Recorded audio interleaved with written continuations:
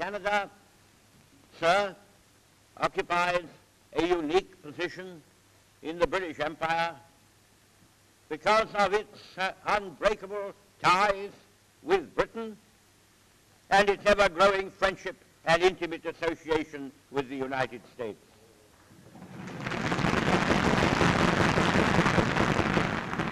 Canada is a potent magnet, drawing together those in the New World and in the Old, whose fortunes are now united in a deadly struggle for life and honor against the common foe. The contribution of Canada to the imperial war effort in troops, in ships, in aircraft, in food, and in finance has been magnificent. The Canadian Army, now stationed in England, has chafed not to have been in contact with the enemy. But I am here to tell you that it has stood and still stands in the key position to strike at the invader should he land upon our shores.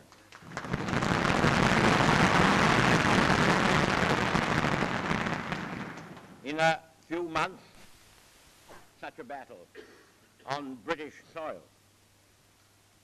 Although, sir, the long routine at Hong Kong, that beautiful colony which the industry and mercantile enterprise of Britain had raised from a desert isle and made the greatest port of shipping in the whole world. At Hong Kong, that colony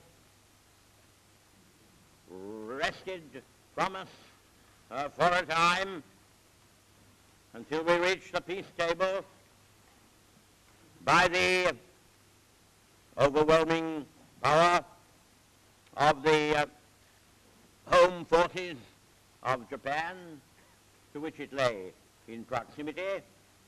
At Hong Kong, Canadian soldiers of the Royal Rifles of Canada and the Winnipeg Grenadiers, under a brave officer whose loss we mourn, have played a valuable part in gaining precious days and have crowned with honor, with military honor, the reputation of their native land.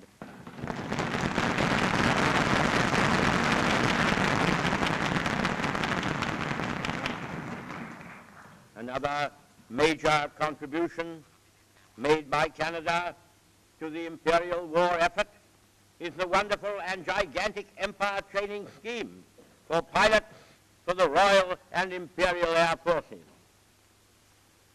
This has now been, as you know well, in full career for nearly 2 years, under conditions free from all interference by the enemy. The daring youth of Canada, Australia, New Zealand, South Africa, together with many thousands from the homeland, are perfecting their training under the best conditions. And we have been assisted on a large scale by the United States, many of whose training facilities have been placed at our disposal.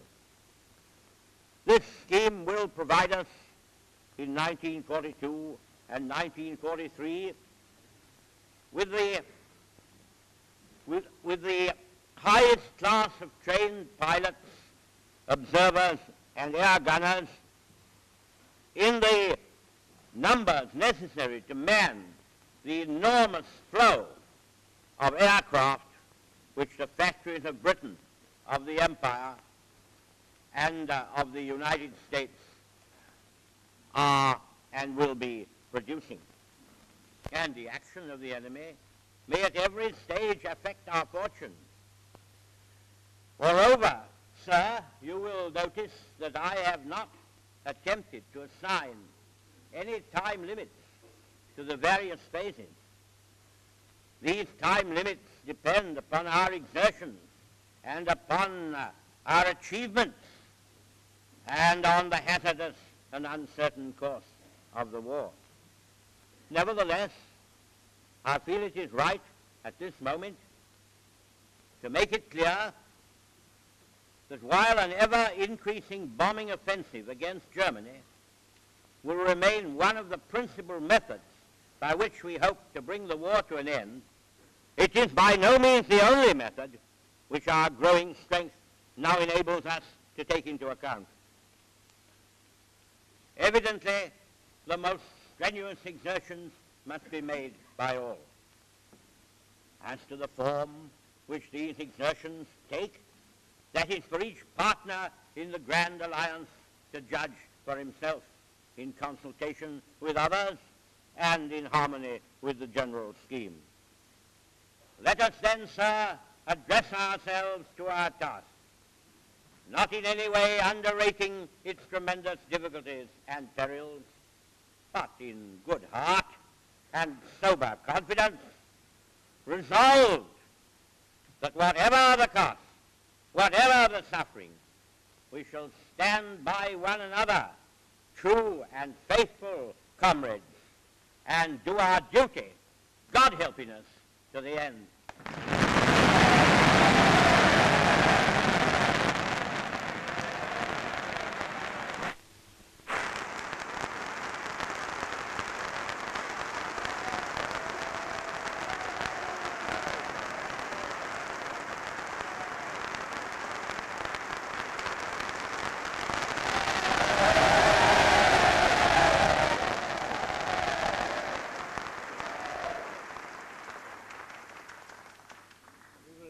This historic meeting by the singing of the national anthem.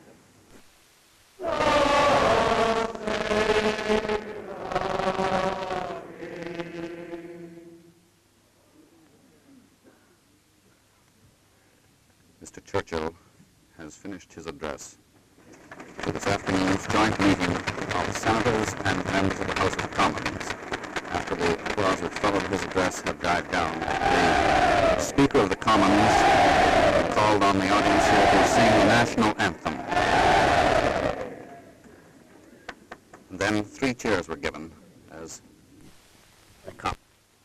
I could, sir, speak also on the naval production of corvettes and above all of merchant ships, which is proceeding on a scale almost equal to the building of the United Kingdom, all of which Canada has set on foot. I could speak of many other activities, of tanks, of the special forms of modern high-velocity cannon, of the great supplies of raw materials, and many other elements essential to our war effort, on which your labors are ceaselessly and tirelessly engaged. But I must not let my address to you become a catalogue. I turn to less technical fields of thought. Sir, we did not make this war. We did not seek it. We did all we could to avoid it. We did too much to avoid it.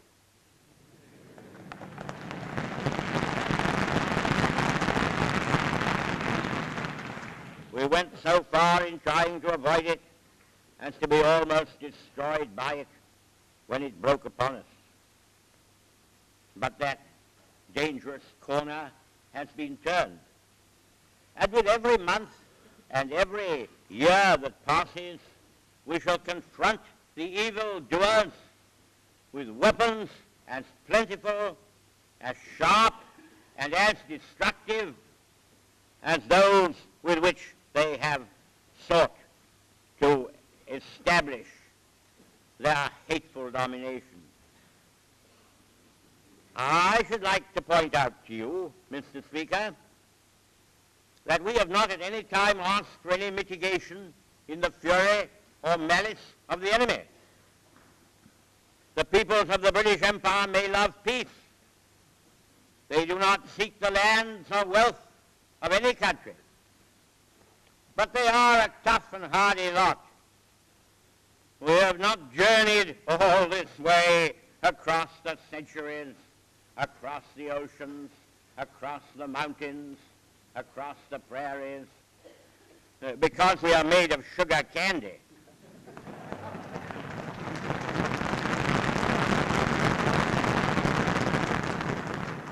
Look at the Londoners, the Cockneys. Look what they stood up to, grim and gay, with their cry, "We can take it," and their wartime mood. What's good enough for anybody is good enough for us. The men of Bordeaux, the men of Vichy, they would do nothing like this. They lay prostrate at the foot of the conqueror. They fawned upon him. What have they got out of it? The fragment of France which was left to them is just as powerless, just as hungry as, and even more miserable, because more divided than the occupied regions themselves. Hitler plays from day to day a cat and mouse game with these tormented men. One day he will charge them a little less for holding their countrymen down. Another day he will let out a few thousand broken prisoners of war from the 1.5 million or 1.75 million he has collected. Or away, their only guarantee is Hitler's good faith, which, as everyone knows, biteth like the adder and stingeth like the asp.